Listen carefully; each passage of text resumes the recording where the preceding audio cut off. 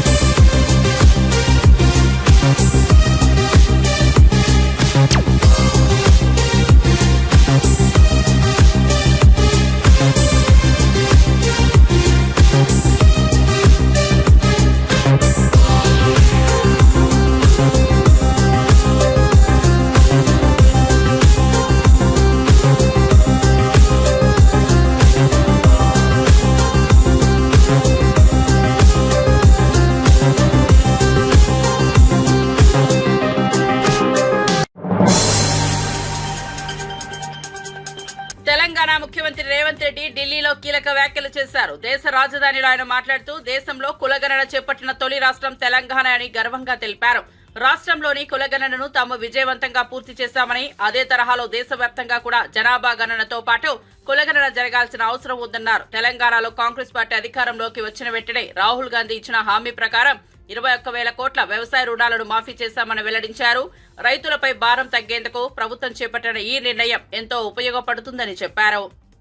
तेलंगाना राज्य सरकार ने जो राहुल जी ने वादा किया था, जिस दिन तेलंगाना में आए थे, तेलंगाना 4 करोड़ जनता को ये आश्वासन दिलाए थे, कांग्रेस सरकार बने तो किसानों का कर्जा 2 लाख तक माफी करने के लिए वादा किया था।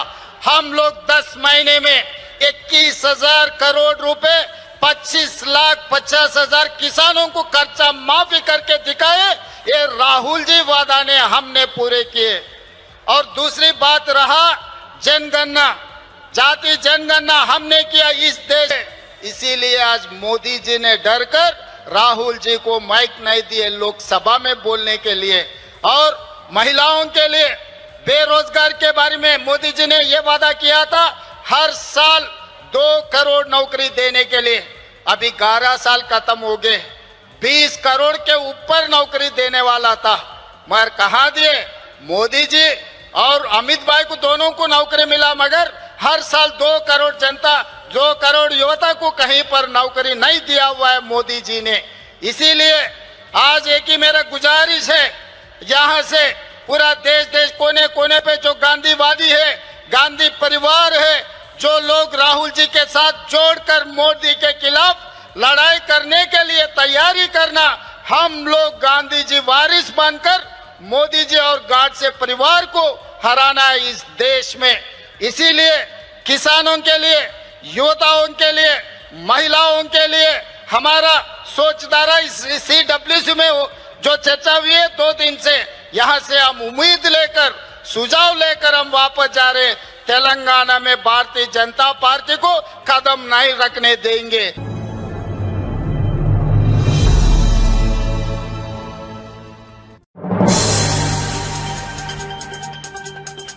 సిరిసిల్లలో హనుమాన్ జయంతిని పురస్కరించుకుని నిర్వహించిన ప్రత్యేక పూజల్లో మాజీ మంత్రి బీఆర్ఎస్ వర్కింగ్ ప్రెసిడెంట్ కేటీఆర్ పాల్గొన్నారు. భక్తి శ్రద్ధలతో హనుమాన్ ఆలయంలో పూజలు నిర్వహించి అక్కడి స్వాములతో కలిసి భోజనం చేశారు. గ్రామస్తులతో మమేకమవుతూ సాధువుల ఆశీర్వాదాలను స్వీకరించారు. హిందూ సాంప్రదాయాలను కాపాడుకోవాలన్నదే తన అభిప్రాయమని కేటీఆర్ అన్నారు. అన్ని మతాలను గౌరవించడమే తెలంగాణ సంస్కృతి అన్నారు. అనంతరం ఆలయ అభివృద్ధికి తగిన సాయం చేస్తామని భరోసా ఇచ్చారు. ప్రజల మధ్య కలిసిమెలిసి జరుపుకున్న ఈ కార్యక్రమం గ్రామంలో ఆధ్యాత్మిక వాతావరణాన్ని మరింత ఉధృతం చేసింది. కేటీఆర్ కు స్థానికులు హర్షాతిరేకాలతో స్వాగతం పలికారు.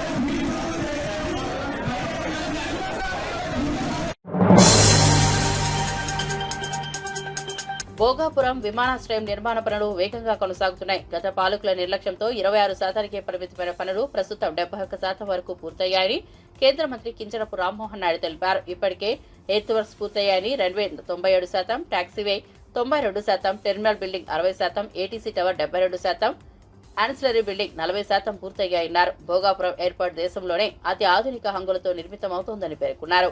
భవిష్యత్తులో అన్ని సౌకర్యాలతో ఈ విమానాశ్రయం రాష్ట్ర గౌరవాన్ని పెంచుతుందని మంత్రి విశ్వాసం వ్యక్తం చేశారు. ఇక్కడ ఉన్నటువంటి కాంట్రాక్టర్స్ అలాగే గవర్నమెంట్ సిబ్బంది అందరికీ కూడా ఒక కొలాబరేటివ్ ఎఫర్ట్గా ముందుకు నడిపించే కార్యక్రమం చేస్తున్నాం. అయితే ఎవ్రీ మంత్ కూడా రివ్యూ చేయాలన్న ఆలోచనతో ప్రభుత్వం వచ్చిన తర్వాత ఒక 5 నెలలు కూడా కంటిన్యూస్గా చేశాం. తర్వాత పార్లమెంట్ బడ్జెట్ సెషన్స్ రావడం, అలాగే మనకి మధ్యలో కోడ్ కూడా ఎమ్మెల్సీ ఎన్నికలు జరగడం వల్ల కోడ్ రావడం వల్ల ఒఫీషియల్గా ఇక్కడ రివ్యూ చేసుకోలేకపోయాం. మళ్ళీ ఇప్పుడు పార్లమెంట్ బడ్జెట్ సమావేశాలు కూడా పూర్తయిన వెంటనే ఏప్రిల్ నెలలో ఈరోజు రివ్యూ చేసుకున్నాం. గతంలో చూసుకుంటే 10th November 2024లో లాస్ట్ విజిట్ చేసినప్పుడు అప్పుడు ఓవరాల్గా ఎయిర్పోర్ట్ తాలూకా ప్రోగ్రెస్ 49% జరిగింది. సుమారు హాఫ్వేలో మనం రీచ్ అయిన తర్వాత ఈ 5 నెలల కాలంలో 71%కి ఈరోజు భోగాపురం ఎయిర్పోర్ట్ తాలూకా పనులు పూర్తి చేసుకునే దశలో ఉన్నాం. ఎర్త్ వర్క్స్ ఎయిర్పోర్ట్ తాలూకా కాంపౌండ్ సైట్లో మనం అందరూ కూడా చేయాల్సి ఉన్నాయో అది ఆల్మోస్ట్ 99.3% గతంలో జరిగితే ఇప్పుడు పూర్తిగా 100% ఎర్త్ వర్క్స్ అన్నీ కూడా మనం సైట్లో కంప్లీట్ చేసుకోవడం జరిగింది. ఎయిర్పోర్ట్కి ముఖ్యమైనటువంటిది రన్వే తాలూకా పనులు 65% గతంలో జరిగితే ఇప్పుడు 97% రన్వే తాలూకా పనులు కూడా మనం పూర్తి చేసుకున్నాం. ట్యాక్సీవే రన్వేకి అదనంగా ఉన్నటువంటి ట్యాక్సీవే కూడా గతంలో 41% జరిగితే ఇప్పుడు 92% వరకు ట్యాక్సీవే తాలూకా పనులు కూడా పూర్తి చేశాం. ప్యాసింజర్ టెర్మినల్ బిల్డింగ్ గతంలో ఇక్కడ మనకు కూర్చునే అవకాశం కూడా లేదు, అటువంటిది ఈరోజు రూఫింగ్ కూడా ఈరోజు చాలా వరకు కంప్లీట్ చేసే పరిస్థితుల్లో ఉన్నారు. ప్యాసింజర్ టెర్మినల్ బిల్డింగ్ గతంలో 39% పూర్తయితే ఇప్పుడు 60% వరకు ఆ పనులు పూర్తి చేసే పరిస్థితిలో ఉన్నారు. అలాగే ఏటీసీ టవర్ మనకు పెద్దగా కనిపించే టవర్ కూడా 44% గతంలో పూర్తయితే ఇప్పుడు 72% వరకు ఆ బిల్డింగ్స్ కూడా రీచ్ అయ్యాం. అదనంగా చుట్టుపక్కల ఉన్నటువంటి యాన్సిలరీ బిల్డింగ్స్ కూడా 29% పూర్తయితే 43%. అంటే ఒక అకౌంటబిలిటీ ఉండాలని మీడియా ద్వారా ప్రతి ఒక్కరికి కూడా ఎంత పర్సెంటేజ్ కంప్లీట్ అయిందో కూడా స్పష్టంగా వాళ్ళందరి దృష్టిలో కూడా పెట్టే ప్రయత్నం ప్రభుత్వం తరఫున మేము చేస్తున్నాం. మెయిన్ యాక్సెస్ రోడ్డు కూడా ఏదైతే ఎయిర్పోర్ట్కి NH-60 నుంచి యాక్సెస్ ఏదైతే ఉందో దానికి కూడా పనులు ప్రారంభోత్సవం చేసి సుమారు 37% అది కూడా ఈరోజు పూర్తి చేసుకున్నాం. ఆంధ్రప్రదేశ్ మాజీ ముఖ్యమంత్రి వైఎస్ జగన్మోహన్ రెడ్డి ప్రజా ఆరోగ్య రంగంలో తీసుకున్న నిర్ణయాలు చిరస్మరణీయమని మాజీ ఎమ్మెల్యే గోపిరెడ్డి శ్రీనివాసరెడ్డి అన్నారు. గ్రామ స్థాయికి వైద్యం అందించేందుకు విలేజ్ క్లినిక్స్ ను ప్రారంభించిన ఘనత జగన్ కి దక్కుతుందని తెలిపారు. మండలానికి కనీసం 2 ప్రాథమిక ఆరోగ్య కేంద్రాల అవసరమున్న దృష్టితో 80 కొత్త PHCలు ఏర్పాటు చేశారని గుర్తు చేశారు. మెడికల్ కాలేజీల స్థాయిలు పెంచి 54,000 మంది ఆరోగ్య ఉద్యోగాలను భర్తీ చేసి ఆరోగ్య రంగానికి బలం చేకూర్చారని పేర్కొన్నారు. పేదలకు ప్రభుత్వ ఆసుపత్రుల్లో నాణ్యమైన వైద్యం అందించాలన్న సంకల్పంతో జగన్ నిరంతర కృషి చేశారని కొనియాడారు. గతంలో ఎన్నడూ లేనప్పుడు విధంగా విలేజ్ హెల్త్ క్లినిక్స్ అంటే ప్రభుత్వ ఆరోగ్య వ్యవస్థని గ్రామ స్థాయి లెవెల్లోకి తీసుకువెళ్లిన వ్యక్తి జగన్మోహన్ రెడ్డి గారు. అప్పుడు దాకా కూడా ఒక PHC సెంటర్లో వైద్యం లభిస్తూ ఉంటే ఈరోజు గ్రామాలకు కూడా వెళ్ళాలి, ప్రభుత్వం వైద్యం గ్రామాలకు కూడా తీసుకువెళ్లాలని చెప్పి విలేజ్ హెల్త్ క్లినిక్స్ దాదాపు ఈ రాష్ట్రంలో 10,000 విలేజ్ హెల్త్ క్లినిక్స్ స్థాపించి ప్రతి 15 రోజులకు ఒకసారి డాక్టర్ ఆ గ్రామానికి వెళ్లి అక్కడున్న పెద్దవాళ్ళు బీపీ షుగరు వీటితో ఇబ్బంది పడే వాళ్ళకి అక్కడే మందులు ఇచ్చే కార్యక్రమం, అక్కడే వైద్యం ఇచ్చే కార్యక్రమం, చిన్న చిన్న బ్లడ్ టెస్ట్లు చేసే కార్యక్రమం ఇవన్నీ కూడా ఏర్పాటు చేసి అక్కడ ఒక పర్మనెంట్ ఒక ANM ఒక మల్టీపర్పస్ హెల్త్ వర్కర్ ఇద్దరిని కూడా విలేజ్ హెల్త్ క్లినిక్స్ లో పెట్టి గ్రామ స్థాయికి ప్రభుత్వ వైద్యాన్ని అందజేసిన ముఖ్యమంత్రి ఎవరైనా ఉన్నారంటే అది జగన్మోహన్ రెడ్డి గారు. అలానే మండలానికి 2 PHCలు ఉండాలి, అందులో 3 మినిమం డాక్టర్స్ ఉండాలి, 24 hours PHCలో వైద్య సేవలు అందించాలని చెప్పి జగన్మోహన్ రెడ్డి గారు 88 కొత్త PHCలను కూడా శాంక్షన్ చేసి నిర్మాణం కూడా చేపట్టడం జరిగింది. అంటే మండలానికి 2 లేని చోట కొత్తగా ఒక PHCని శాంక్షన్ చేపించి 88 PHCలను శాంక్షన్ చేపించి కొత్త వాటిని కూడా ప్రారంభించే కార్యక్రమం చేశారు. అంతేకాదు నాడు నేడు కింద CHCలు కమ్యూనిటీ హెల్త్ సెంటర్ నుంచి 50 పడకల హాస్పిటల్కి 100 పడకల హాస్పిటల్కి అప్గ్రేడ్ చేయటం, ఆ యొక్క హాస్పిటల్స్ ని బ్రహ్మాండంగా తీర్చిదిద్దే కార్యక్రమం చేయటం, నాడు నేడు కింద PHCలను బాగు చేసే కార్యక్రమం చేయటం, అట్లానే మెడికల్ కాలేజీలు ప్రభుత్వ మెడికల్ కాలేజ్ గతంలో ఉన్న ప్రభుత్వ మెడికల్ కాలేజీలు ఎంతో పేరుగాంచినాయి, దాదాపు 70-80 సంవత్సరాల నుంచి ఉన్న వాటిని కూడా నాడు నేడు కింద అప్గ్రేడేషన్ చేసి చాలా మెడికల్ కాలేజ్ని ఈ రాష్ట్రంలో ఉన్న ప్రభుత్వ మెడికల్ కాలేజీని కూడా బాగు చేసి వాటిలో వైఎస్ఆర్సీపీ అధికార ప్రతినిధి పుత్తా శివశంకర్ రెడ్డి ఘాటు వ్యాఖ్యలు చేశారు. తన హయాంలో ఎన్నో వందల కోట్ల విలువైన రోడ్ల పనులు పూర్తి చేశామని, ప్రతి కిలోమీటర్కు లెక్కలు సహా సిద్ధంగా ఉన్నామని తెలిపారు. అయితే ప్రస్తుతం ఉన్న కూటమి ప్రభుత్వం ఏం చేసిందో బహిరంగంగా చెప్పాలని డిప్యూటీ సీఎం పవన్ కళ్యాణ్ బహిరంగ చర్చకు సిద్ధమా అని సవాల్ విసిరారు. 2014 నుంచి 19 వరకు గిరిజనులకు మంత్రి పదవి ఇవ్వకపోయినా ఘనత కూటమిదేనని, అది గిరిజనులపై అణచివేతకు నిదర్శనమని విమర్శించారు. ప్రజలకు నిజాలు చెప్పాలంటే వాస్తవాలను ముందుంచే సాహసం కావాలన్నారు.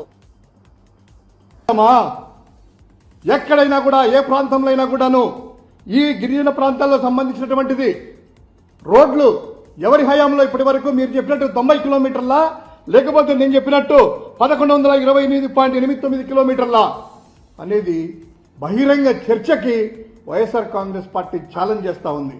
అదేవిధంగా మీరు చెప్పినట్టు నిన్న కాదయ్యా, నిన్న ఏదో ఎలా ఉందంటే కనుక ఆ సినిమా షో అంతా ఆ వీడియో పూర్తిగా విన్నోళ్ళకి మాత్రమే అర్థమవుతా ఉంది. ఏంటంటే టెండర్లు కాల్ చేశాము, 1 వీక్లో టెండర్లు ఫైనల్ అయిపోయాట, వర్కులు మొదలు పెడతాదట. కానీ ఈయన బిల్డప్ చూస్తే కనుక రోడ్లన్నీ పూర్తి అయిపోయి రోడ్డు మీద జన ఆవాసం అంతా కూడా తిరుగుతూ ఉన్నట్టు ఆ బిల్డప్లు. ఎందుకు ఇంత అవాస్తవాలు? ఎలక్షన్ టైంలో మీరు ఎన్నో అబద్ధాలు ఆడారు, పోటీ పడ్డారు, తండ్రా కొడుక లేకపోతే పవన్ కళ్యాణ్ అనేసి. ఆ ముగ్గురులో ఒక్కొక్క ప్రాంతంలో మొదటి ప్రైజ్ వస్తూ ఉంది. ఈ రోజు వీళ్ళిద్దరిది కాదని చెప్పిచ్చేసి నాకే మొదటి ప్రైజ్ రావాలి అనేటువంటిది పవన్ కళ్యాణ్ పోరాడుతున్నట్లు మాకు అనిపిస్తూ ఉంది. అంతేకాకుండా ఏదో డోలీ వ్యవస్థ లేకుండా చేస్తాం అది ఇది రోడ్లు అన్నారు కదా. 2014-19 అంతకుముందు మీ యొక్క పార్ట్నర్ చంద్రబాబు నాయుడు గారు అధికారంలో 3 సార్లు ముఖ్యమంత్రిగా ఉన్నారు కదా. ఒక్క ప్రాంతంలో అయినా కూడాను డోలీ వ్యవస్థ లేకుండా వాళ్ళకి అంబులెన్స్ వ్యవస్థ కానీ, హాస్పిటల్స్ కానీ, స్కూల్స్ కానీ వేశారా?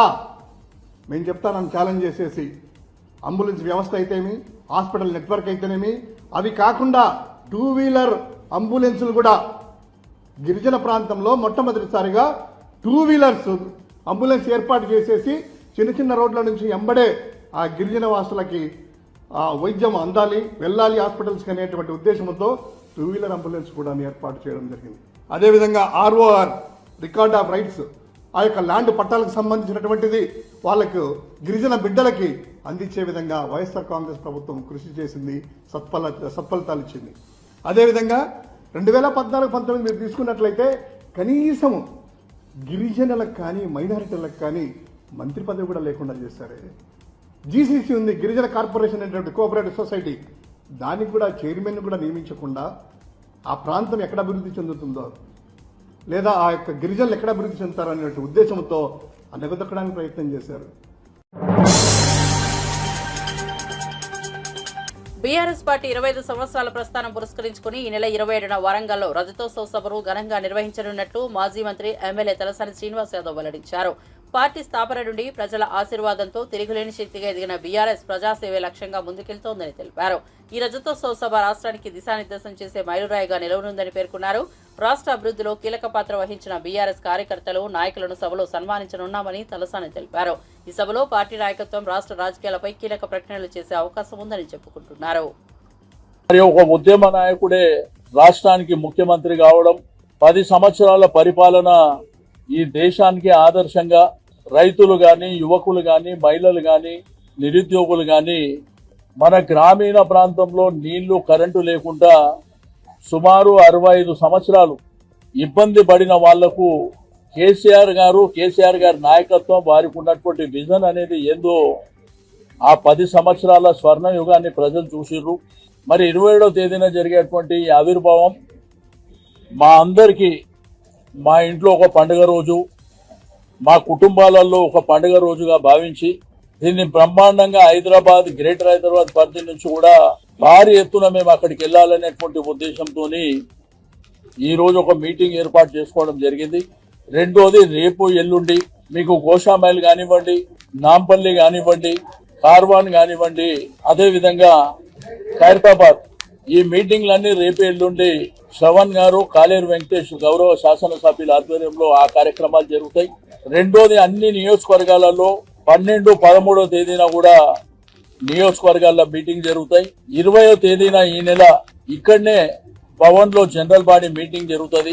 మరి ఆ తర్వాత 27వ తారీఖున ప్రతి డివిజన్ లో కూడా జెండా ఆవిష్కరణ కార్యక్రమం చేపట్టడం, బ్రహ్మాండంగా అలంకరణ చేసుకోవడం, బంటింగ్లు గాని బ్యానర్లు గాని కార్యకర్తల్ని సమన్వయం చేసుకొని మరి వరంగల్ చెలో వరంగల్ మహాసభకు మరి బయలుదేరి వెళ్ళడానికి మేము రూపకల్పన చేయడం జరిగింది.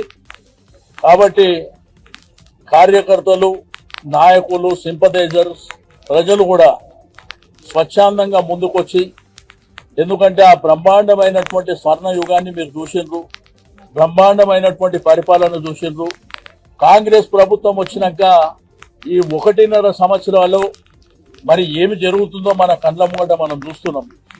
ప్రజలు ఎట్లా ఇబ్బంది పడుతుండ్రు, రైతాంగం ఎట్లా ఇబ్బంది పడుతుండ్రు, విద్యార్థులు ఏ విధంగా ఇబ్బంది పడుతుండ్రు, మహిళలు ఏ విధంగా ఇబ్బంది పడుతుండ్రు, మరి అదే విధంగా ప్రభుత్వ ఉద్యోగులు కూడా ఎట్లా ఇబ్బంది పడుతుండ్రో మనం చూస్తా ఉన్నాం. కాబట్టి మనందరం కేసీఆర్ గారికి సంఘీభావం తెలపడానికి మరి అందరూ కూడా ముందుకు రావాల్సినటువంటి అవసరం. ఉద్యోగుల న్యాయం కోసం మరోసారి మిన్నంటిన మంటగా మారిన నిరసనలు. Employees and princes state wing president N Chandrasekhar Reddy ప్రభుత్వంపై తీవ్ర స్థాయిలో ఆగ్రహం వ్యక్తం చేశారు. 11 నెలలుగా పీఆర్సీ కోసం ఎదురుచూస్తున్న ఉద్యోగులకు ఇప్పటి వరకు ఎలాంటి హామీ నెరవేరలేదని ఆరోపించారు. ఐఆర్ హామీ ఇచ్చినా ఆచరణలో కనపడడం లేదన్నారు. డిఏలు పెండింగ్ లోనే ఉన్నాయని గుర్తు చేశారు. పీఆర్సీ కోసం ఉన్న కమిషన్ను తొలగించి కొత్త వారిని నియమించడంలోనూ జాప్యం జరుగుతోందని మండిపడ్డారు. ఉద్యోగులకు ఇచ్చిన హామీలు అన్ని మాటలకే పరిమితమయ్యాయని, ప్రభుత్వం తక్షణమే స్పందించకపోతే ఉద్యమం ముదురుతుందని హెచ్చరించారు. ఇప్పుడు మళ్ళా 3 డిఏలు పెండింగ్ ఉన్నాయి. ఎంతసేపు మీరు గత ప్రభుత్వంలో అది ఇవ్వలేదు ఇది ఇవ్వలేదు అని చెప్పడానికే సరిపోతుంది. కానీ మీరు ఎంతవరకు ఇచ్చారు? మీరు వచ్చినటువంటి 11 నెలల్లో ఉద్యోగస్తులకి, పెన్షనర్స్ కి మీరు ఏమేమి ఇచ్చారు, రావాల్సినట్టు ఏమేమి ఇచ్చారు? కనీసం ఈ 11 నెలల్లో పెట్టుకున్నటువంటి జీపీఎఫ్లు కానీ లేకపోతే మిగతాటి కానీ సరెండర్ లీవ్స్ కానీ మీరు ఎంతవరకు ఇచ్చారు? ఈ రోజు వరకు ఉద్యోగస్తులకి రావాల్సినటువంటి బకాయిలు ఎంత ఉన్నాయనేటువంటి మాట మీరు బయటకు చెప్పట్లా.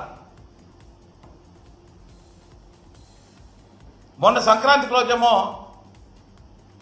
1000 కోట్లు ఇస్తున్నాం, 1200 కోట్లు ఇస్తున్నామన్నారు. మొన్నటికి మొన్న 6200 కోట్లు ఇస్తున్నామన్నారు. అసలు ఎంత ఉద్యోగస్తులకి, పెన్షన్లకి రావాల్సి ఉంది? జీపీఎఫ్ అయితేనేంటి, ఏపీజీఎల్ అయితేనేంటి, సరెండర్ లీవ్ అయితేనేంటి, పీఆర్సీ అరియర్స్ అయితేనేంటి, అదేవిధంగా డిఏ అరియర్స్ అయితేనేంటి,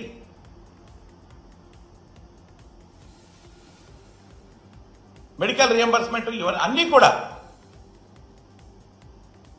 ఇదిగో ఇంత పెండింగ్ ఉంది, ఇదిగో ఇంత ఇస్తున్నాం అనేది లేదు. ఇదిగో ఇంత రిలీజ్ చేస్తున్నాం, 6200 కోట్లు రిలీజ్ చేస్తున్నాం. ఎంతమందికి ఇచ్చారండి? చాలా మంది మాకు రాలేదు అంటున్నారు. అంటే మీరు ఫైనాన్షియల్ ఇయర్ ఎండింగ్ ఉంది కాబట్టి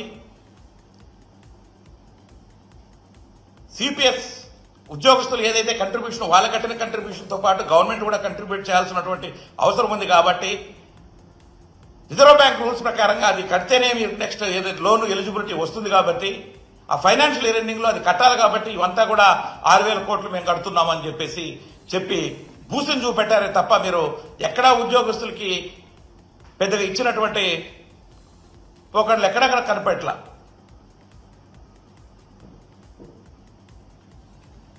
అదేవిధంగా మరి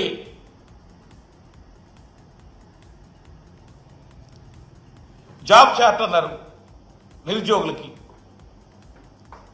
ఎవ్రీ మంత్ జనవరి అన్నారు, జనవరి లేదు, ఫిబ్రవరి లేదు, మార్చి లేదు, ఏప్రిల్ వచ్చేసింది.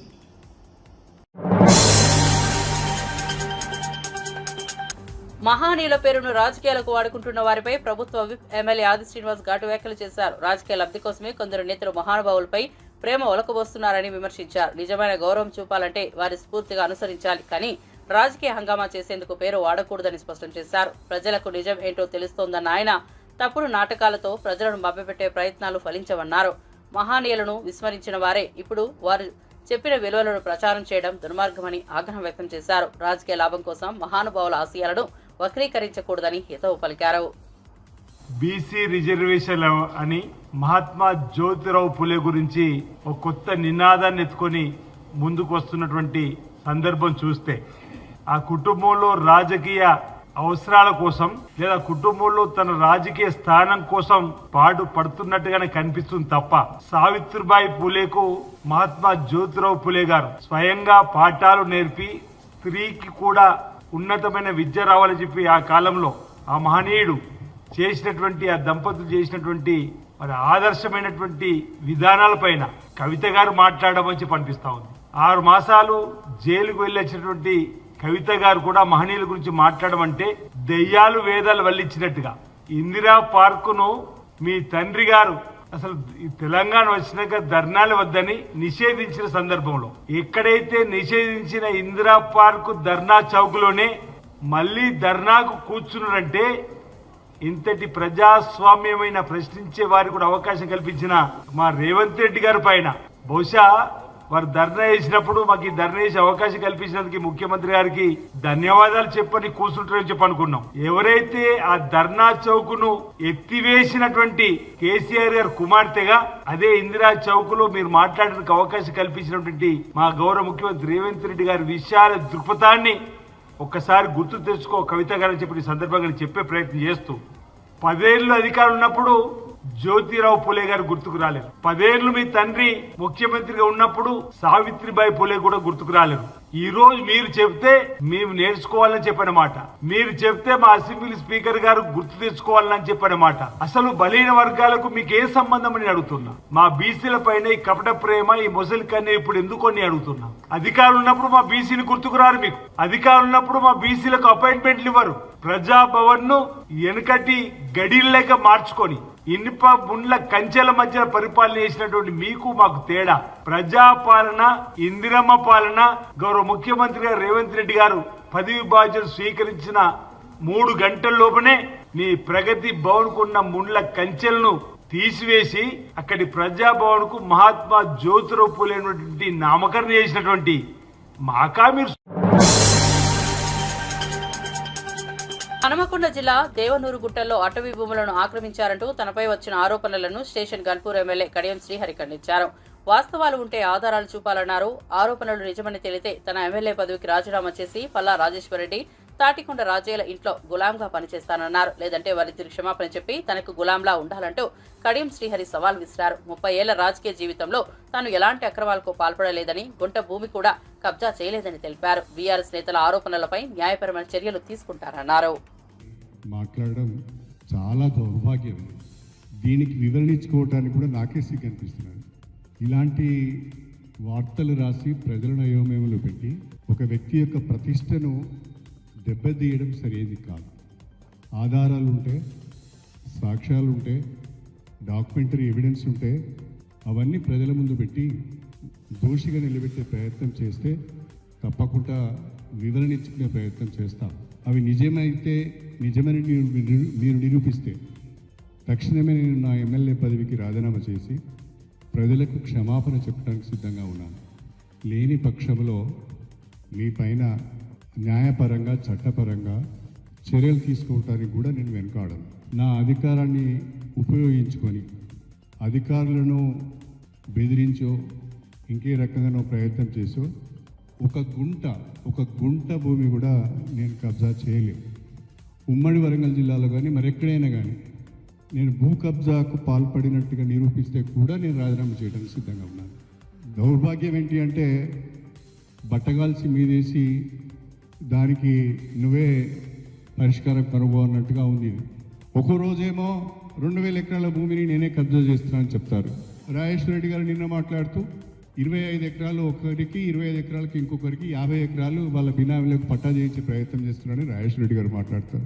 రాజయ్య గారేమో నమస్తే తెలంగాణ వచ్చిన వార్తను నమ్మి 2000 ఎకరాలు కడియం శ్రీహరి గారు కబ్జా చేశారని రాజయ్య గారు మాట్లాడతారు. ఈరోజు ఏం మాట్లాడతాడు? నేను రైతుల పక్షాన ఉన్నాను, రైతులకు నేను అన్యాయం చేయను అని మాట్లాడుతున్నాను. అటవీ భూములను కాపాడే వ్యక్తిని నేను. ఒకవైపు రైతుల భూములను కాపాడుతూనే అటవీ భూములను కూడా కాపాడాలనేదే నా ఆలోచన. అయితే ఇంత దుర్మార్గంగా మాట్లాడతారని నేను అనుకోలేదు. మరీ బీఆర్ఎస్ సోషల్ మీడియాలోనైతే నా మీద విచిత్రమైన పోస్టింగ్లు పెట్టారు. నేను పల్లా రాజేశ్వర రెడ్డి గారిని, అదేవిధంగా మాజీ ఎమ్మెల్యే రాజయ్య గారిని, మీరిద్దరు స్వయంగా దేవుని గుట్టలకు వెళ్ళండి.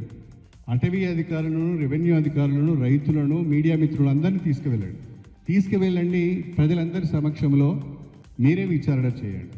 మీ విచారణలో 2000 ఎకరాల అటవీ భూమిని నేను ఆక్రమించుకున్నట్టుగా